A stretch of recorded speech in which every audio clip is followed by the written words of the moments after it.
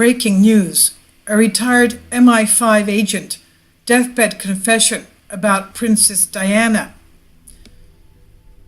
An 80-year-old retired MI5 agent, John Hopkins, has made a series of astonishing confessions since he was released from hospital in London on Wednesday and told he has weeks to live. Hopkins claims to have been involved in 23 assassinations for the British Intelligence Agency between 1973 and 1999, and one of these included Princess Diana. He says, "I killed Princess Diana."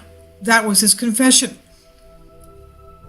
Hopkins, who worked for MI5 for 38 years as an operative, claims he was often used as a hitman by the agency to discreetly assassinate individuals considered a threat to the domestic security of the United Kingdom.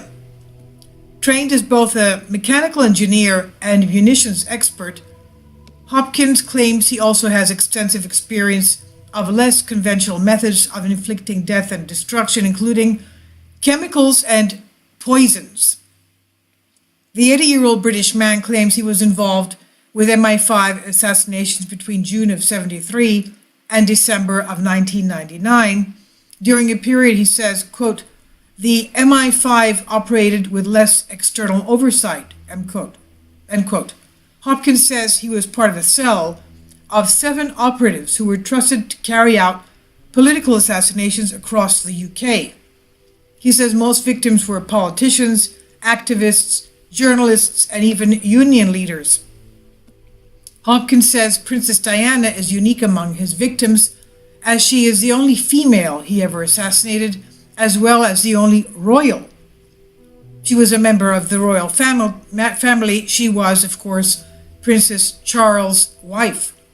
She is also the only victim that the royal family themselves ordered to be taken out, he says. There's a link here in the article titled "Banned Worldwide, Princess Diana Documentary Unlawful Killing Must See." Hopkins claims he feels ambivalent about Princess Diana's death. On the one hand, Diana was a beautiful, kind-hearted woman who did not deserve to have her life cut short, but according to Hopkins, she was also placing the British crown at risk. Quote, "The royal family had evidence that she was planning to divorce Charles. She knew too many royal secrets. She had a huge grudge, and she was going to go public with all sorts of wild claims. My boss told me she had to die. He'd received orders directly from Prince Philip. Prince Philip, of course, is the consort of Queen Elizabeth II, the Queen of England. He received orders directly from Prince Philip, and we had to make it look like an accident.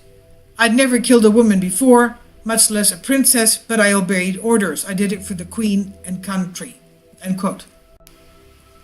The next stage of the high-level conspiracy involved the media, under tight palace control, talking to each other to, quote, "square their stories, make sure everyone was on the same page.